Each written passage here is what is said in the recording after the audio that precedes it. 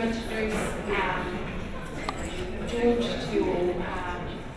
George has been quite a special person to us in Te Whānau Waiparaira. He's been working with us over the last wee while to really understand a lot more about how organisations such as all of us in the not-for-profit sector, or often as we call it now, the purpose sector, in broader terms, how do we actually look at being sustainable organisations that aren't constantly dependent on contracts that turn over yearly, sometimes a 3-yearly basis. And so our business modelling for the future is always a little bit unsure. So we had an opportunity to meet George a couple of years ago, and he started this journey of looking at it with us. Very insightful, and I'm so pleased to welcome him here with us today and this week. For those of you who remember, he talked about that word, if anyone can remember, the mongrel in us all. So he will no doubt talk about that today, hailing particularly from Greece and also from Scotland. He had a very strong sense of purpose in terms of his maunga and his water. Mongrel is something probably close to all of us and to myself. Recently I went to the Shetland Islands with my family to visit where my great-grandfather was from, on that side, as well as our iwi side. So there's some affinity there about understanding the Scottish side of us both. Okay, no reira, tēnā koutou kua te talk.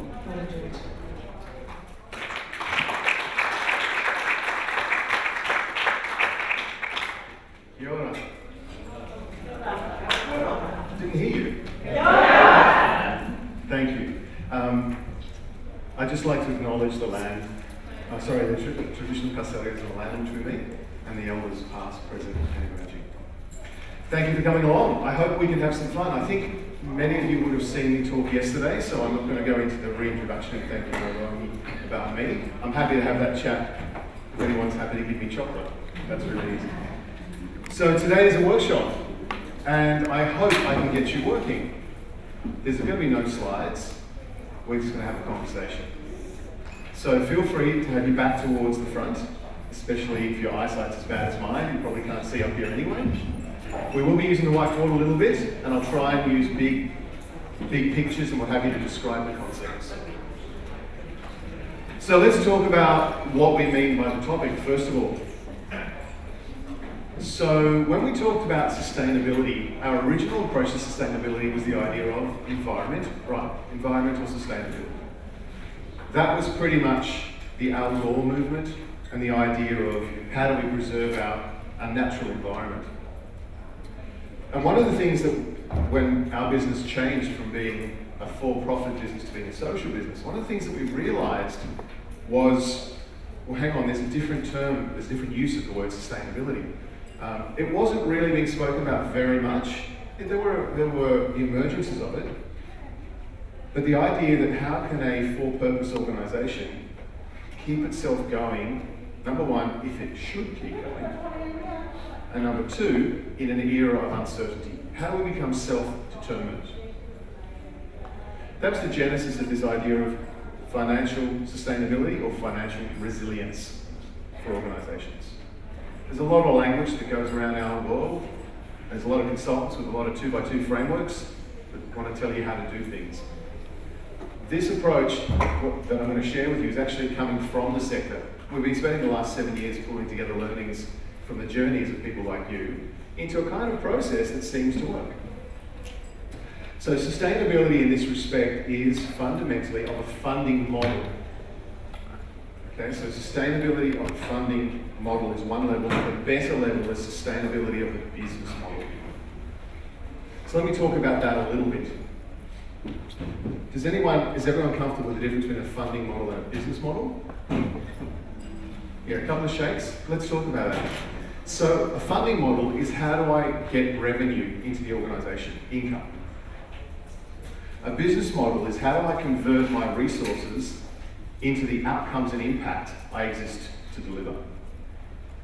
Okay, so one is about money, and the other is about our outcomes and results for why we exist. Yeah? So often what people have done is they've talked about financial sustainability and then instantly gone to the idea of funding models. Hey, you mentioned the word finance, you must be talking about revenue.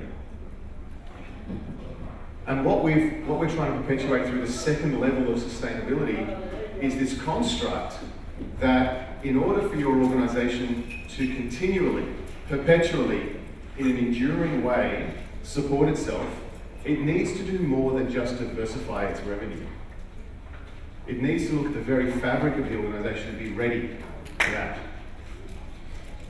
It's kind of like, actually, let's do this. Who in the room consider themselves an introvert? Wow, that's it, because your hands are really down low. Okay, so how do introverts feel if you ask them to stand up on the stage? Nervous, stressed, sweaty palms. Right? How do they feel if you ask them to do it for the entire day? Yeah? How do introverts feel if you tell them that's their job? They don't last very long, do they? It's the same with an organisation, especially in the for-purpose space. If you say to an organisation that is more about purpose and program delivery, that now what you're going to go and do is generate earned revenue, you're going to go and sell stuff, negotiate contracts, most people in that space have a similar effect, don't they? So in order to make that sustainable, you then need to think about who's in your organisation, what systems support them, how they operate, and do I have the right people? Do I have the right mongrels to get into market and be happy being in market, tearing it up, if you're selling product and service? Does that make sense? Because if you don't have the right people, you don't have the right diversity, you don't have the right processes and systems, you're not ready to create sustainable revenue, sustainable business models. You might be ready to do the innovation part, you might be ready to dream up new products and services, but I can bet you bottom dollar, you probably won't implement them very well, if at all. And let's talk about that a little bit in terms of implementation. So for many, many years, we've been told that social enterprise is the way of the future. Yeah? Who here has a social enterprise attached to their organisation? Just a couple. And you know what? One of the funny things about social enterprise now is the figures are coming out. It has a 98% mortality rate. So let's think about that. Right? 98 out of 100 social enterprises that start in the social space don't survive. So if you've got one that survived more than 5 years, you are absolutely at that peak of the movement. And one of the key things that happens with social enterprises is either they are created, you go through all the business casing, you get all the hoorah, and you might launch it, but then it kind of withers because it's got no blood flow to it. There's none of the juices that get it flowing. The people in there with the kind of dynamic to drive it. Yeah. The second thing is that often what we expect is we expect social enterprises to be championed by a hero who has the good idea in the first place. One of the movements we're seeing at the moment in terms of sustainability is recognizing that the person with the great idea might not have the temperament, the experience, the characters to drive the social enterprise. It becomes unsustainable if you get the person with the idea sometimes to try and drive it. So this is the idea about capability diversity and what I like to call packs. Getting people together who have different skills and capabilities and orientations. Like getting the introvert to come up with a program for a public speaking engagement and getting the extrovert to stand up here and show pony. Yeah? So when we talk about a sustainable business model, what we're talking about is the organization's processes, systems, people, capability, funding, all of those things being organized in such a way to do both its purposeful work as well as its entrepreneurial work. Is that making sense? Okay. So one of the things that we often love to do in this kind of work is we love to get to the sexy end, which is the innovation piece. How can we create the next world-killing app, right? Or the next social business that's going to drive the millions of dollars we want to refurbish our older citizen centre, or to refurbish our library, or to refurbish our program delivery facilities. How do we do that? Well, the innovation part is really about 5% of the journey. And most of the time, it's not the first idea that gets up. It takes a process, because you as an organisation need to learn how to do this innovation and then how to start to materialise it, as well as some of the first ideas that you come up with are genuinely terrible. And they're not terrible because your ideas are terrible, they're terrible because you're just learning. And that's okay, it is a learning process. So the second thing I wanted to share with you, apart from thinking about funding versus business model, is it's a learning process. To be sustainable, you have to build a capability in your organisation on how to generate ideas, assess ideas, test ideas, implement ideas, cut them or grow them. Right? That is an ongoing journey. So one of the things that we're particularly interested in is the emergence of the difference between a social entrepreneur and a social intrapreneur. Have people heard the term intrapreneur? Yeah, I don't know if I like it. It's a pretty sort of buzzy word in the sector at the moment. Really what it means is an entrepreneur but who's sitting inside an organisation, right? So they're not out there by themselves in the fungi warehouse, trying to get something going, but they're sitting inside, probably the desk next to you or around you, and they're the ones doing this work. So there's a thing called the League of Intrapreneurs, which is an entire movement of people who sit within organisations trying to innovate new products and services to earn revenue. Again, one of the things that we see with sustainable organisations is that intrapreneurs have got all the functions of the for-purpose organisation to lean on. They've got HR to take care of all the employment stuff. They've got finance to take care of all the books and all that kind of stuff. They've got marketing and comms to do all the brochures. Yeah? So intrapreneurs already come with a whole bunch of tools which separate them from social and entrepreneurs. So have a think about that. Again, that's the third aspect, is PAC, is diversity of skills to get this off the ground. So, coming back to, I suppose, the main topic, thinking beyond funding strategies.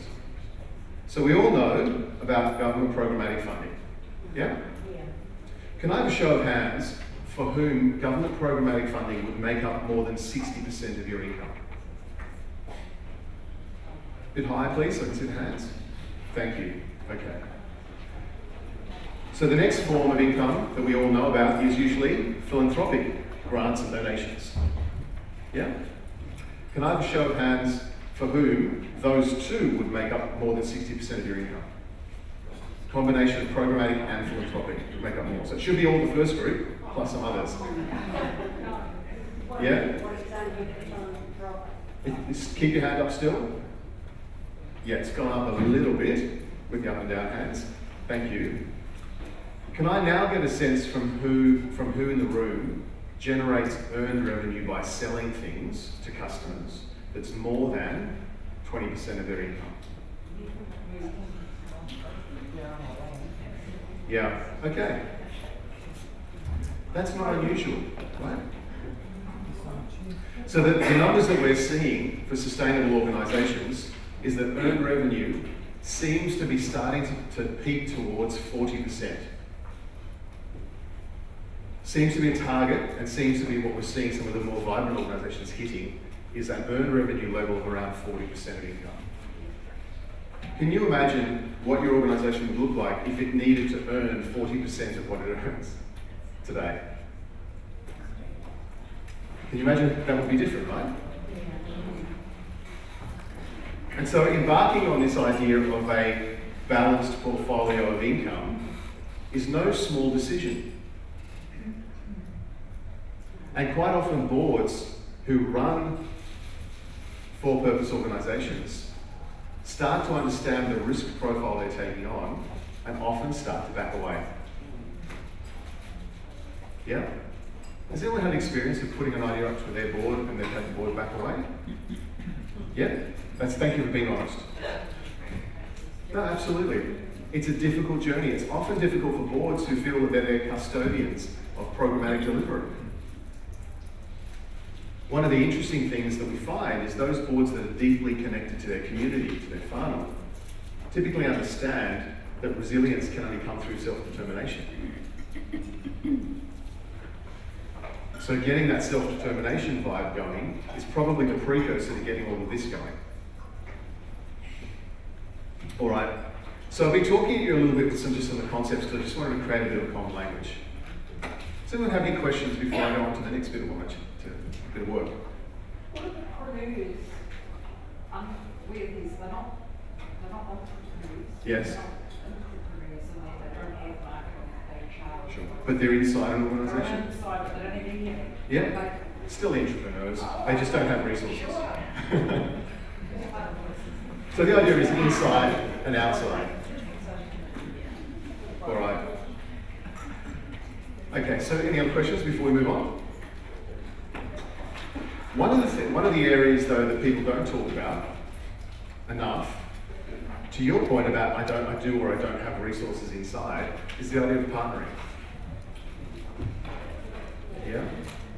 Some of the most successful products that we've seen launch have been partnerships between organisations. So there was one organisation, I'm going to start to weave in some case studies which might help. There was an organisation called the Younger Well Cooperative Research Centre, headed by Professor Jane Burns, and it played in the space of youth mental health, technology, and well-being. And it was trying to find out, is technology good or bad for well-being and mental health, and can it be used for good? So it was funded for 5 years. There are two things about this place that I'd like to share with you. The first is something I mentioned in my keynote yesterday, which was leveraged funds.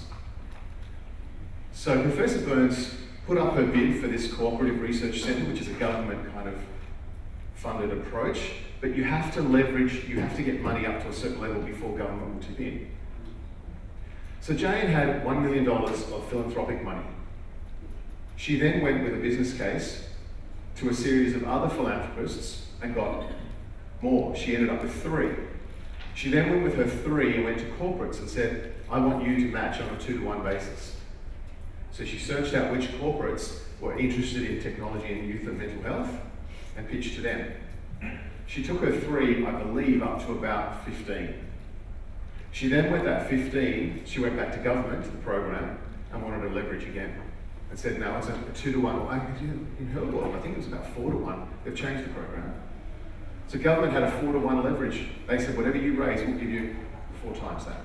But you've got to raise the first bit first.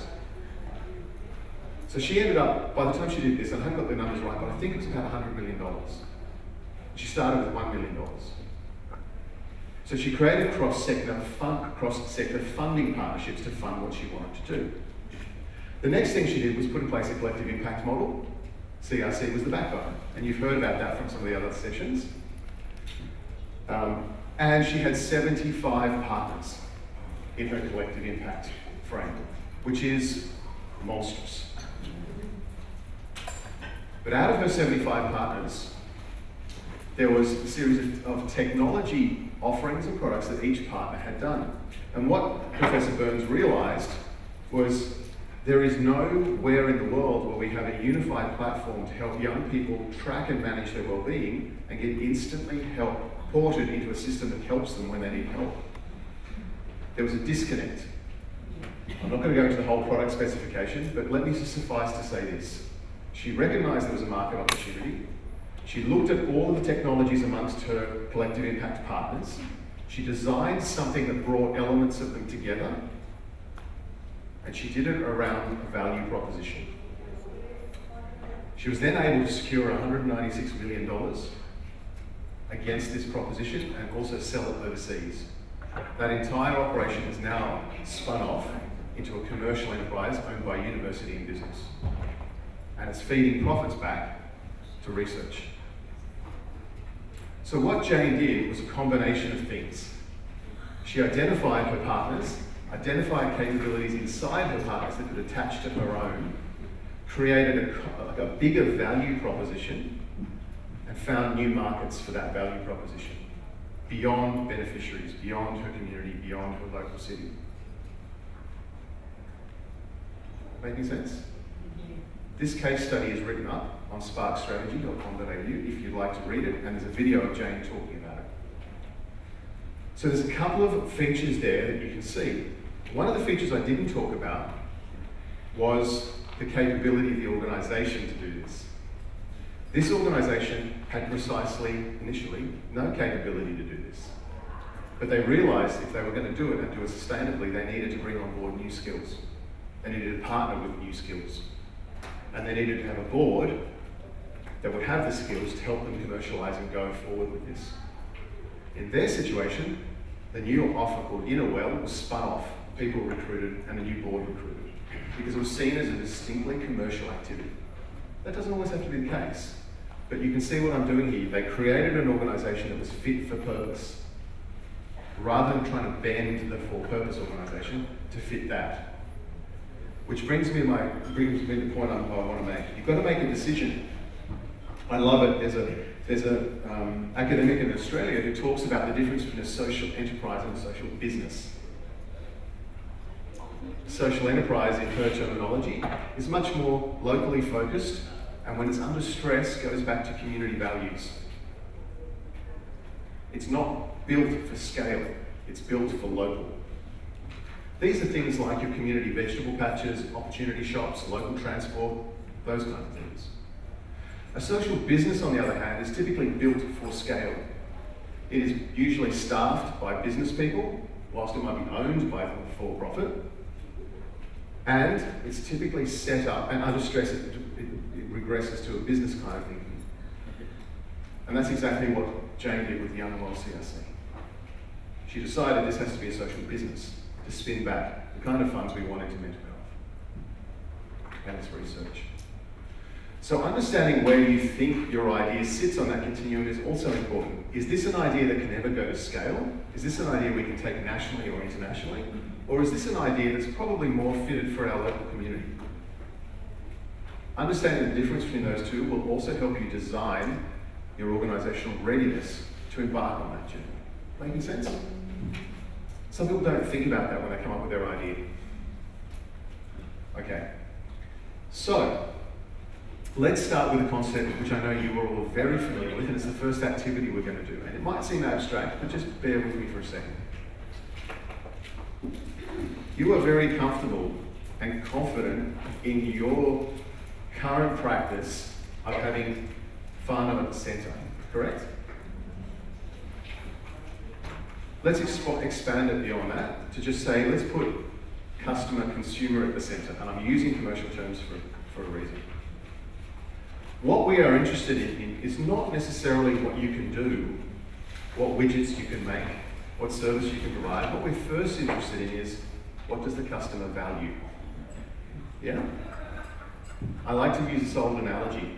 If you had a factory and it produced the best black Model T Fords in the world, and all the customers wanted yellow Volkswagens, right? There's no point talking about producing more and better black Model T Fords, is there? The point is we have to work out what kind of yellow Volkswagen do they want? With leather trim, with mag wheels, whatever. So this first exercise is about trying to unpack what people value versus what you provide. It's called value-based design, and it's the only way to generate enduring products and services. You've got to come from the farmer, you've got to come from the consumer, you've got to come from the person and what they value. So that's the first dimension of sustainability. Now, I actually just forgot to mention one thing up the front before we do this exercise. Let me share this with you. The process that I'm starting to share with you is something that the Department of Foreign Affairs and Trade have asked us to work with, and we've done so, and I'll share a case study in the Solomon Islands. It's not something that is particular to Australia, America, or the UK. This is not something that can only be done in certain contexts. This approach and this way of thinking, actually, I think New Zealand's quite advanced at this. So please don't feel like this is something that can only be done elsewhere, because it can be done here. Just wanted to pause and share that. I should have said that up front. So, the very first thing is value. And what I'm going to ask you to do is have a think about your organisation. And I'm happy for you to think about it in terms of the current social programs and services you deliver, just to practice the tool. It's perfectly fine. We're going to share with you a tool to help you unpack what people value. Okay? So, the tool is called the value discipline, and I'll try and do it big enough so everyone can see. The theory says that customers, people who will pay for a product or service, look to organisations for value. And there are three basic types of value. Now, this theory is from the 80s, and it stood the test of time. We've bent it a little bit, but it's not a bad little shot. So the first way in which customers look for value is the idea of innovation. Innovation. I want to get something from a company that gives me the best, the newest, the fastest, the shiniest, right? So who can think of a company that sells innovative products? Apple. I kid you not, 562 is the number of consecutive sessions like this I've done where somebody said Apple was the first company up here.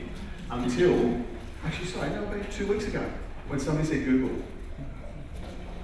And I think Google is starting to own a space, right? It's interesting, absolutely. So Apple. Let's talk about Apple, because we want to unpack really what value is. So innovation is one space. Another space in which companies can add value is called customer intimacy. It's where they do something separate for you, and for you, and for you, and for you. I go to this company because they'll do something just for me.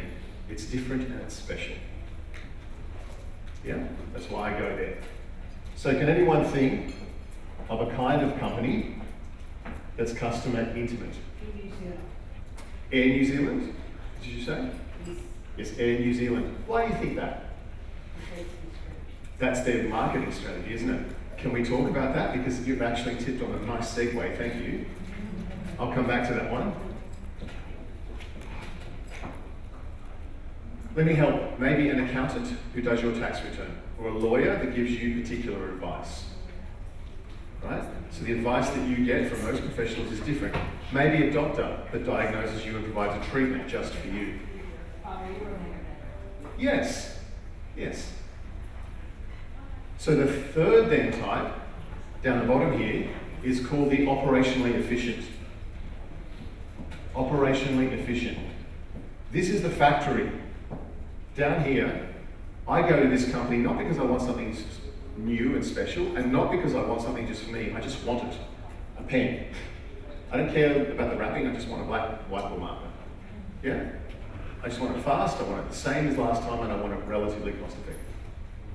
Can anyone think of an organisation down here? Coffee shop. Sure. Coffee shops. Alibaba, Dell. Yeah? Systema.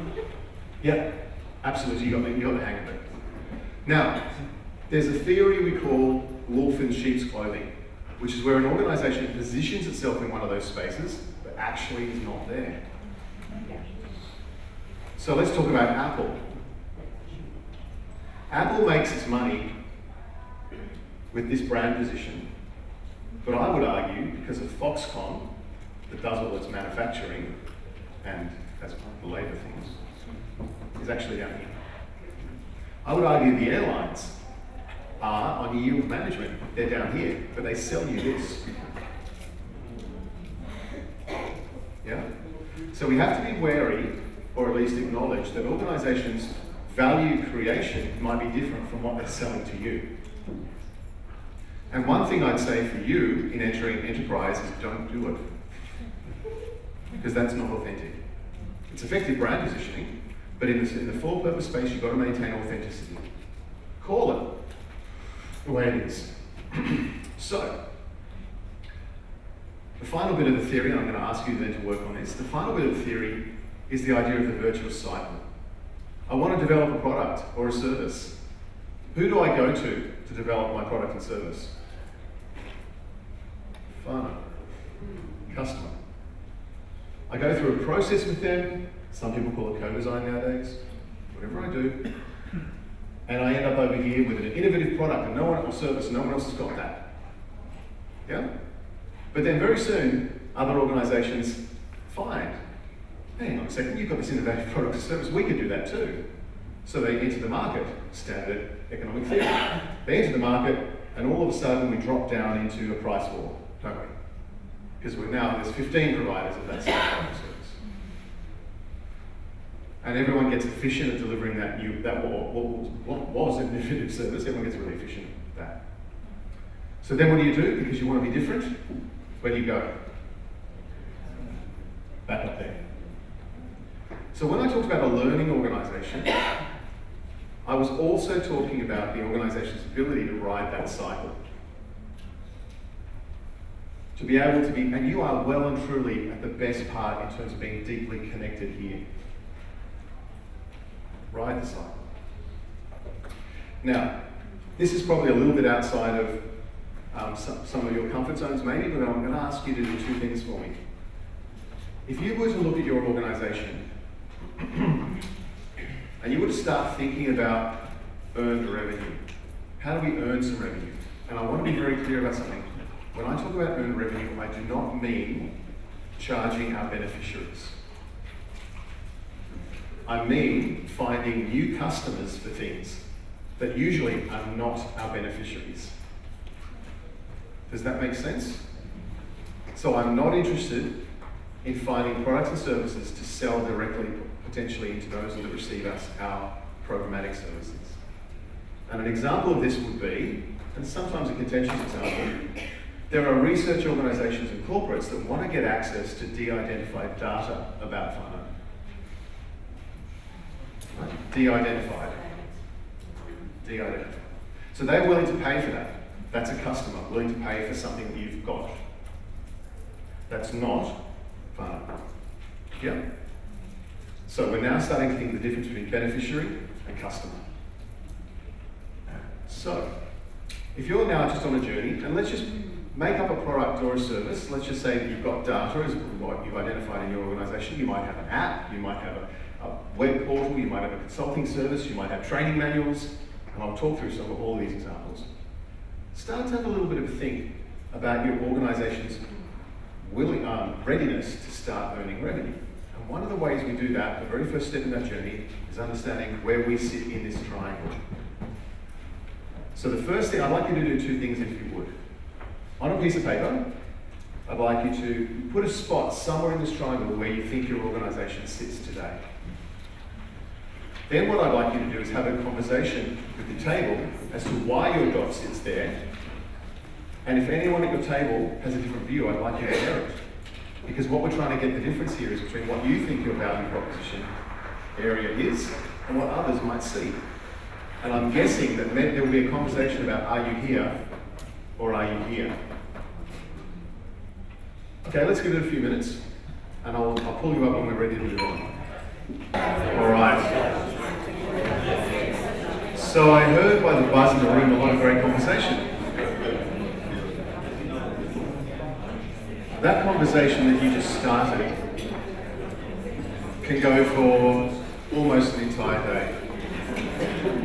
You could have that conversation about one part of your organisation and it would be different to the conversation you had about another part of your organisation. Yeah? And a fuller exploration of this kind of thinking would have you looking at each part of your organisation and trying to understand where it's creating value. But one of the ways we're going to use this tool is to unlock a couple of little things and see if it works today. Sometimes. So the idea now is to say, how do we look to what's called our underutilized assets? How do we look to the things that we own and have for new ways to earn revenue?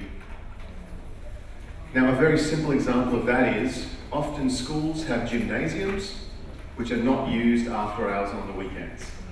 It's an underutilized asset after hours weekends. Often schools now are establishing community gyms so as to utilize that asset. In a lot of for-purpose organizations, you have underutilized assets across things like manuals. You've got a particular way of dealing with young people in crisis. You have a particular way of dealing with substance-related homelessness. You have a particular way of dealing with early psychosis. So one way in which organizations have an underutilized asset is their ways, their intellectual property about what they do. And there is ways in which to monetize that in an authentic and acceptable way. So that's about intellectual property. Another way in which organisations often have an underutilized asset is they've invested in a technology. And sometimes that technology might be their case management software, a bit like grail.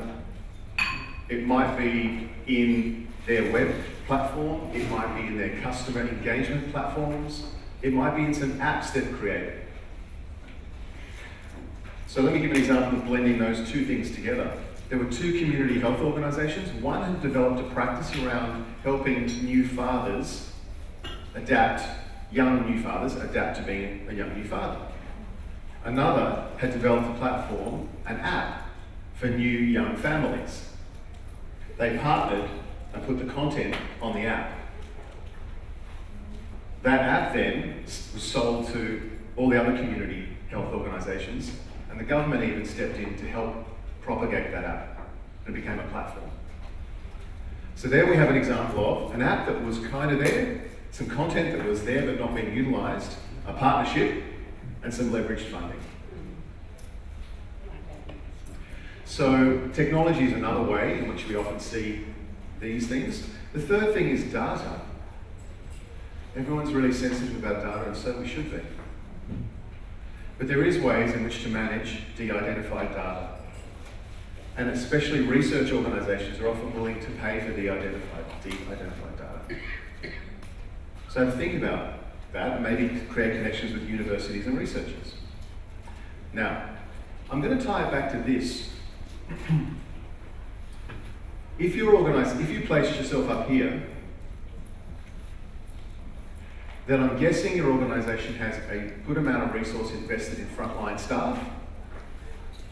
And I'm guessing you've got quite a few procedure manuals, techniques, templates, and tools to help your frontline staff do good work. Would that be about right? Yeah. So my first intuitive blush would be to say, if you've placed yourself up here, then I would be looking at those areas for underutilized assets. Because A, you've invested in it, but B, it's close to your heartland and you're more likely to be able to implement a business that does stuff with that. See what I'm now marrying what we talked about earlier with the idea of generating revenue. Being consistent with yourself whilst looking at revenue. If you place yourself more down here, your organisation is more likely to be hierarchical. You're probably more focused on tolerances, minimising deviance, minimising failure. Not that kind of deviance, I see you. Yeah, that lit you up, didn't it? So those kind of organisations are very much more usually about systematised, and I often find like process-based software coming out of these organisations. Things to minimise failures, minimise risk. Process and product tools often come out of here. Did anyone place themselves up here? Tried to, yeah. Kind of. And probably if you broke your organisation up, you might be a little bit more up there. So that's the kind of space where we start to see knowledge consulting offers coming out of the not-for-profit sector.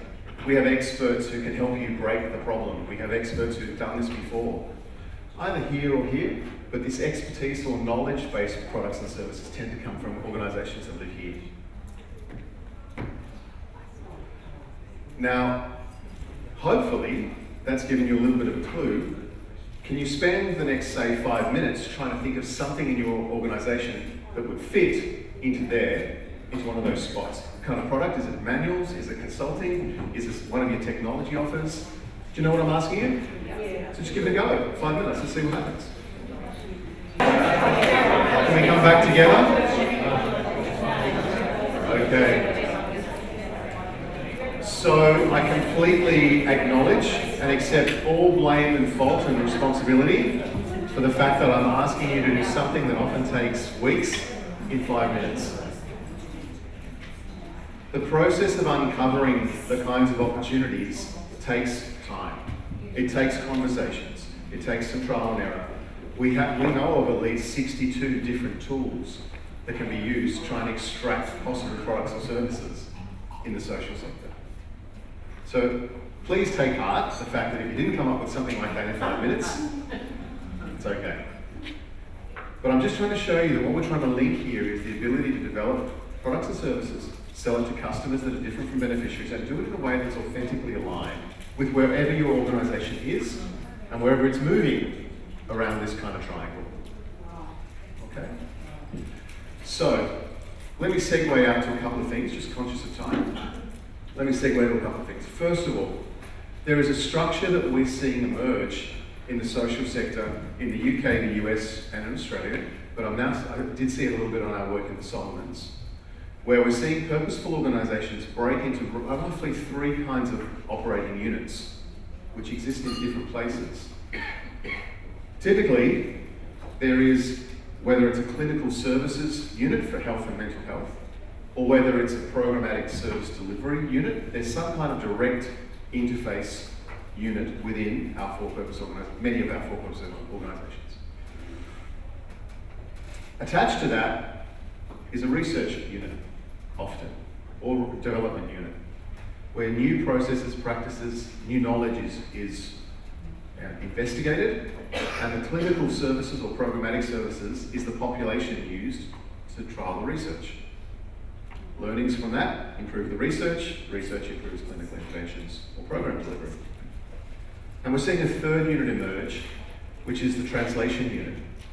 And its job is to check out what's happening in the other 2 and do exactly what we're doing together. To look for ways in which we can translate that, share that with other organisations. And each of those units have different structures. The research organisation is structured more like this, the clinical services and programs more like that, knowledge and translation more like that. So the complexity here for you often in this journey is, where is my organisation? Which part of my organisation am I talking about? I know it's going to move. And most importantly, am I keeping my community at the centre of all of this thinking? So, let me share with you a couple of case studies which might help sort of shine some light on some of this work. So, one of the pieces of work in the Solomon Island was particularly rewarding. So the problem there was around menstrual hygiene management. The issue there was about 120,000 women and girls who were not able to participate in school or work fully, especially in the villages. In the villages, access to disposable product was non-existent or too expensive. And there was education missing as well. There was a small social enterprise started by a wonderful young woman called MJ. And MJ had started in her house the production of reusable product and had created an education service around it. So her team would go out village by village and educate the village on how to use the product or products. But there was still the price point problem. Villages could not afford disposable, they definitely could not afford reusable. So part of the thinking there was to work out, what can we do to try and break that problem? The answer came in partnership. So in talking with microfinance and other kinds of social funding organisations, we became aware of the fact that many villages had savings plans, savings boxes. Have you heard of these? In the savings boxes, there would be a physical box with 3 keys, and 3 of the women of the village would have a key each. Everybody had a passbook, and when they put money in the box, they would write in the passbook what they put in. At the end of every year, the village would come together, village women would come together, who were the ones who traditionally earned the money that went in the box. They would come together at the end of the year, and they would open the box, count how much is in there, and decide if they were going to personally use their funds, collectively use their funds, or a bit of both. Now you might think, what's this got to do with what we're talking about? The problem we have is affordability. The solution to the issue was reusable product and education. The problem we have is affordability. So what was conceived was the following. Education on the product will be provided to villages anyway. Philanthropic support was used to provide the reusable product for the first year. Over that first year, women would then save for the repurchase of their product using the saving plan, which was much easier for them to do than try and find a lump sum for the reusable product. they were much more able over the course of a year to save a little bit each week. Does that make sense? Yeah. So what we've now done is we've created, there is a business now called MJ Enterprises, which has an approach to this, which they're now looking to take outside of the Solomon, which combines both education and product. It has a finance offer, which is the savings box. Most of the large NGOs provide these. And it has a philanthropic offer at the front to provide the first year of product for free, along with education. Now the financial modelling on MJ Enterprises is now at investment stage because it is shown to be growing.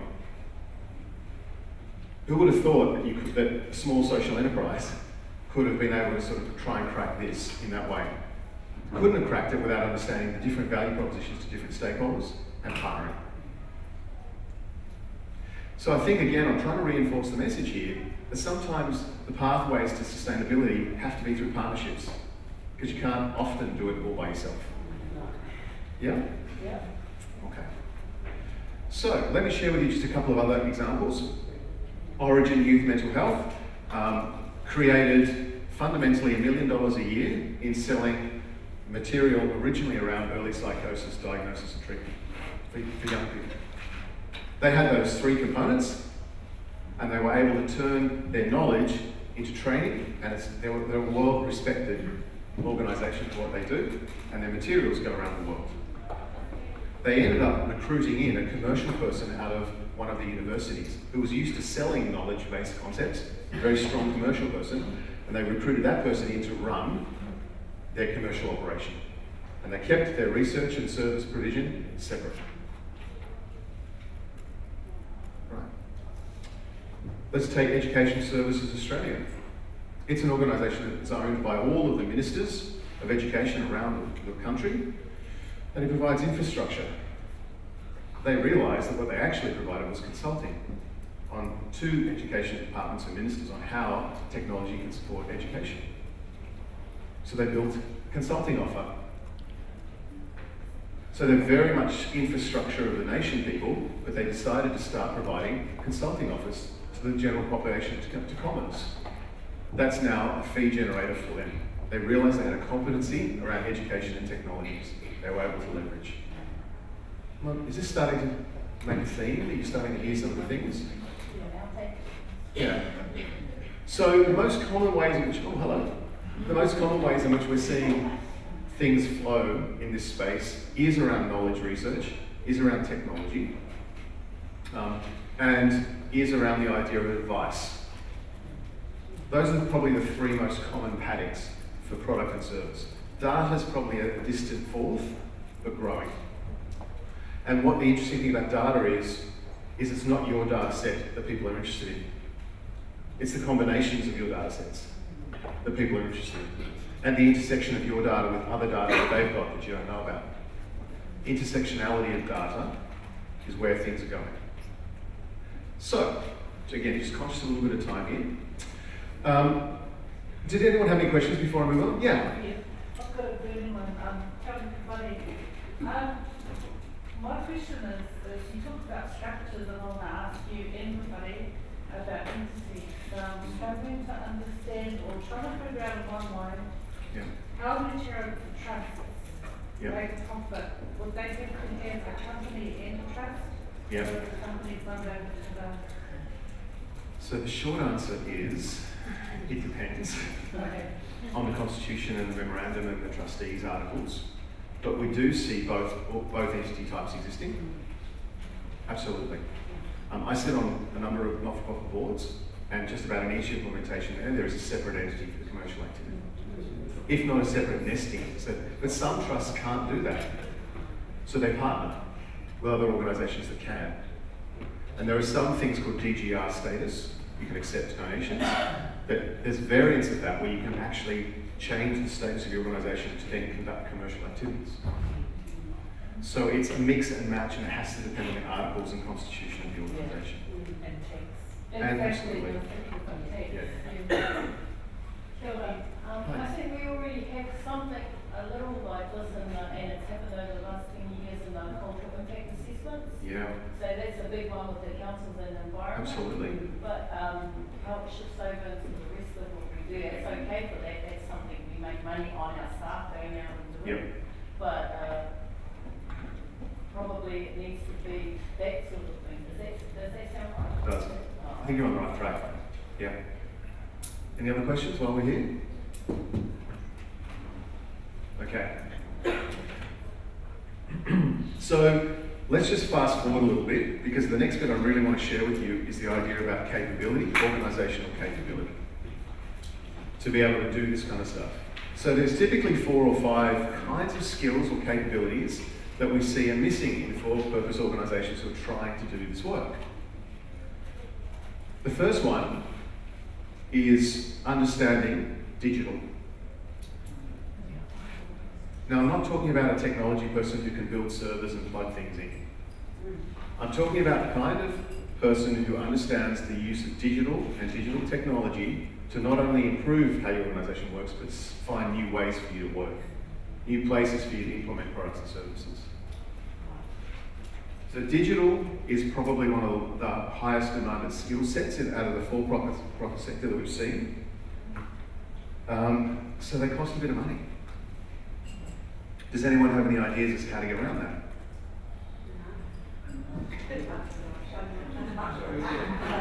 Government funding. You don't get my chocolate. Partnering. And who are we partnering with? Yeah.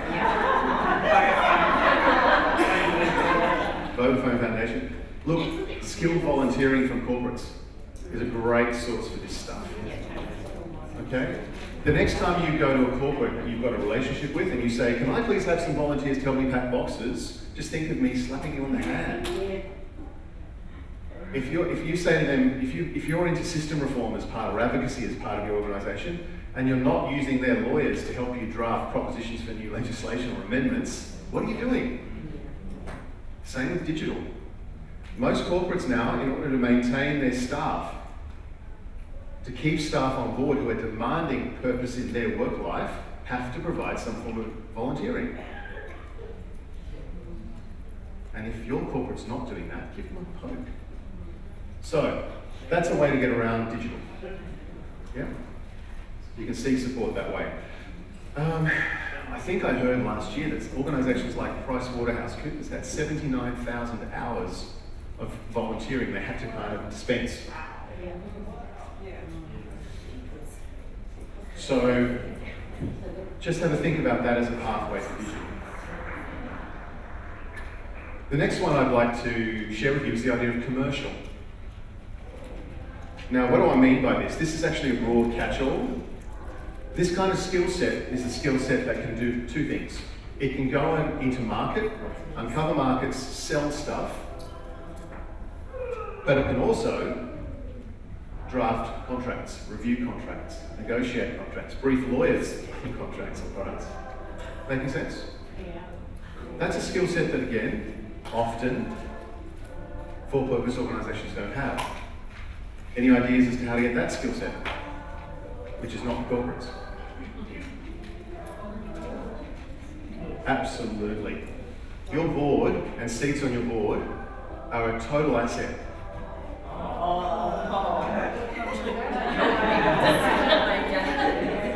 Did you notice I just said seats on your board? Not necessarily those sitting in the seats. They're the asset. So, just like startup organisations use their equity and they use their shares to get talent, to get resources, seats on your board can be absolutely the way to get advice and guidance on this stuff.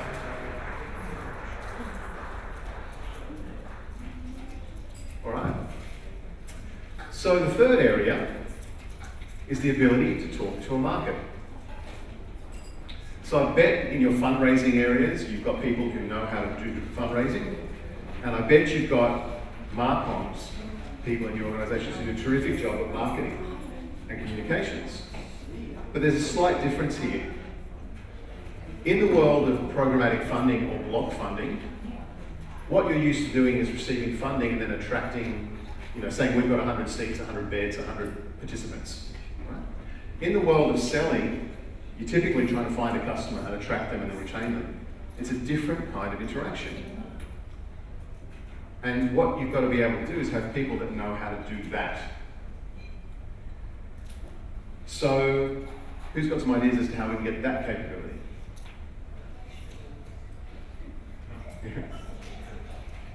So this is one of the capabilities that I think is well within the reach of many internal staff. I think this is a training play with a bit of mentoring. You've probably got mark-ons people, and they're probably 80% of the way there in talking to a market, if not more. Maybe use your board as coach and mentor, maybe find coaches and mentors in corporates as volunteers, maybe find an individual volunteers to mentor and coach them. But this is a proximate skill, a proximate capability.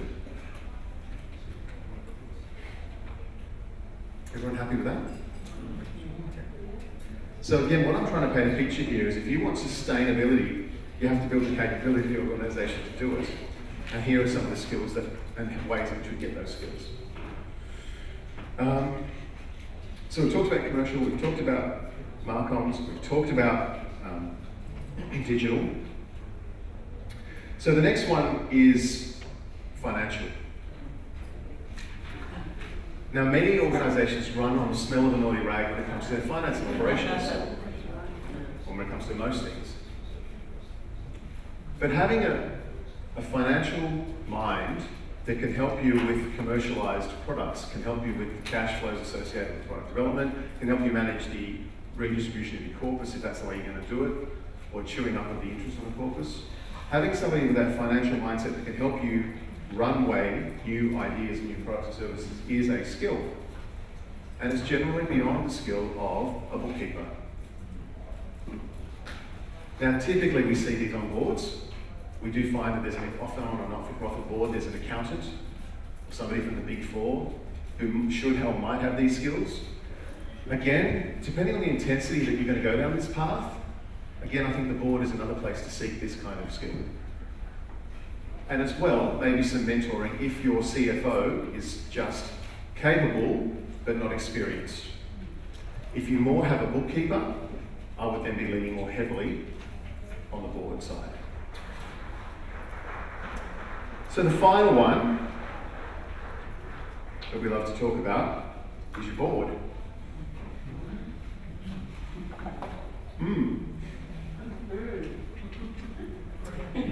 There are some absolutely magnificent boards in the social sector, and I take my hat off to many of them. Their persistence, their volunteering, their ethos, their alignment is magic. There are also some underperforming boards. So the first ruler I want to pass over when we think about sustainable business models, first ruler is,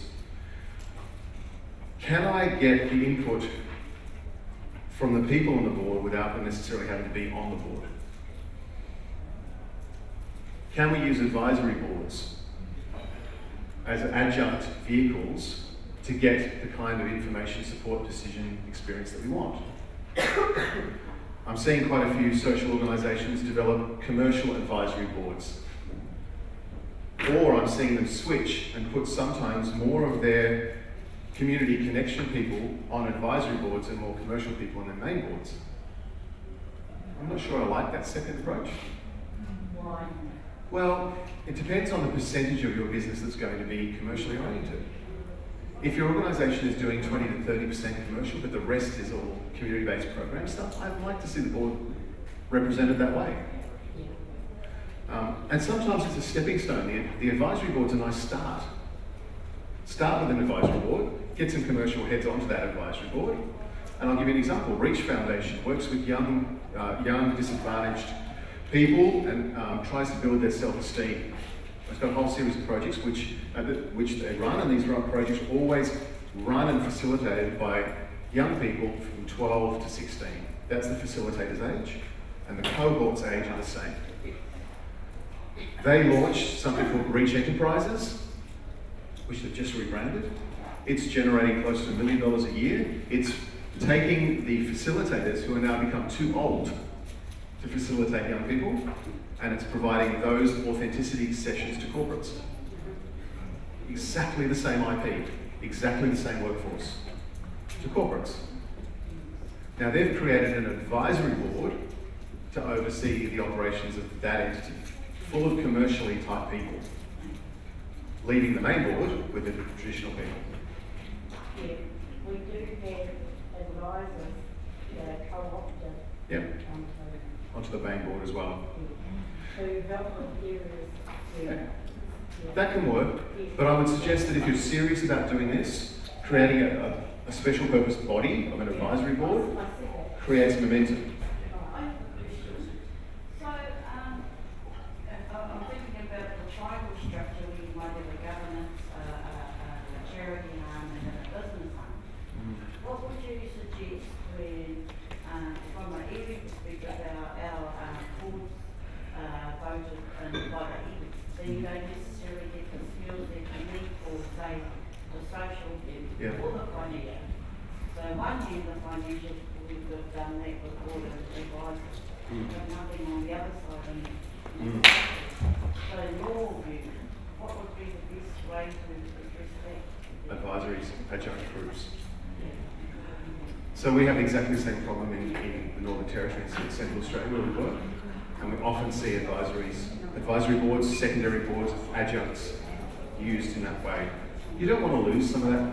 You don't want to lose some of that stuff. So it's just a matter of designing for the purpose and for designing for the intent of the organisation. Is it going to continue to be community-based?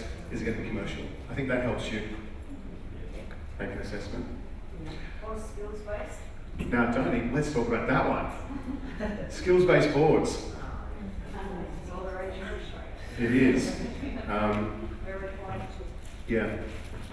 So juggling the composition of board is diversity, is skills, right?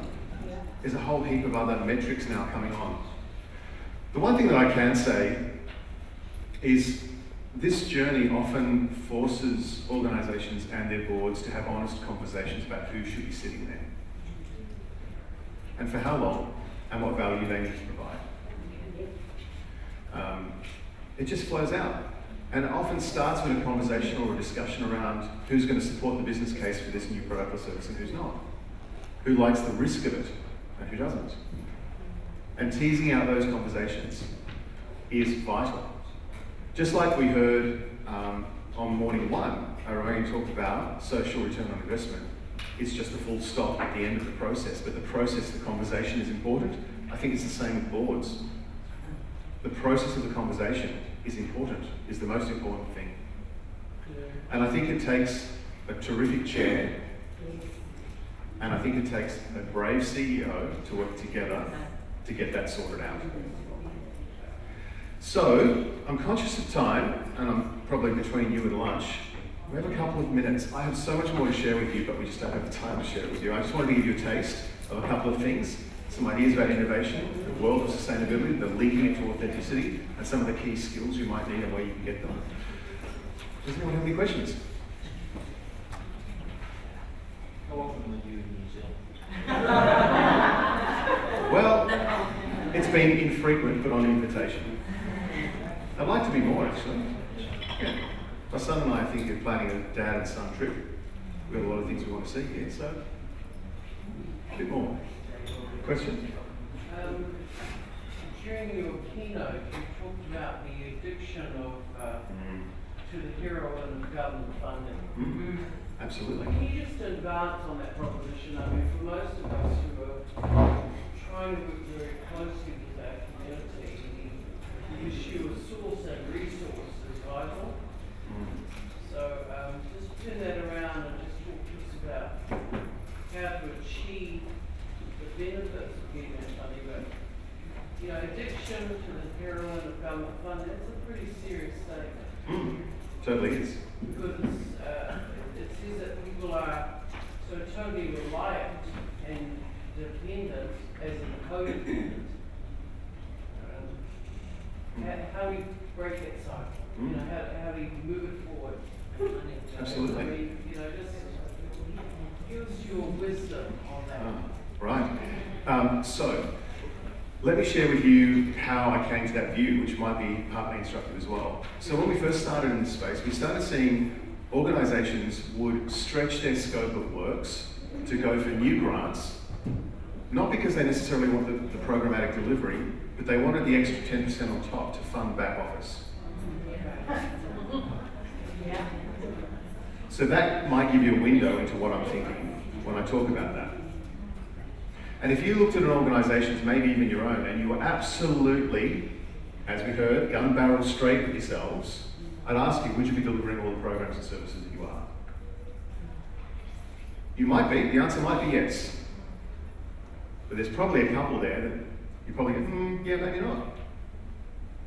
So, because we believe we need the back-end services, because we need critical mass in our admin, because we need all those things, we tend to blur our boundaries. And what we do is then we tread on someone else's patch, who's maybe better at delivering a service than we are. It hobbles them, it hobbles us, and doesn't necessarily get the outcome from community that we want.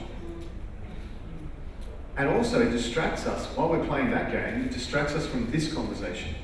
How do I engage with private sector money? How do we mobilise the billions of dollars sitting in superannuation funds that could come here, but just doesn't have the right risk mechanisms to offset, to invest in the social sector? How do we put our resources into that? How do we get government, instead of asking government for money, how do we ask government to guarantee our projects? No money. And in guaranteeing our projects, they reduce the risk and then unlock private capital. There is a whole conversation here around private capital, innovative funding, revision of scope, that I think we need to have as a sector. And that's what I mean when I talk about that. And so is that all on your website? Yeah, if it's not, feel free to send me an email and I'm happy to send you some stuff. Right. Because if we're serious about accessing and reverting well-being resources across New Zealand government, we need some strategic advice about the best way to move that. Absolutely. It may well be a combination of private sector as an EMI sector and government. Yeah. I really like the way you said that about the perils of the government. Yes, because I have a personal aversion, having worked as a public service for a very long time, about the control mechanisms that is carried with it. Absolutely. Aura is such an independent realm. You don't want to reduce to being dependent on officials. Good. You know, so you need to guide us strategically about the best way to move that. So let's do that. Yeah. Yeah. And the analogy goes on. I'm sorry, can I talk to you afterward? I'm just conscious I'm getting away from the back. If anyone wants to talk, they come up and have a chat, but I just wanted to say thank you so much for coming on today.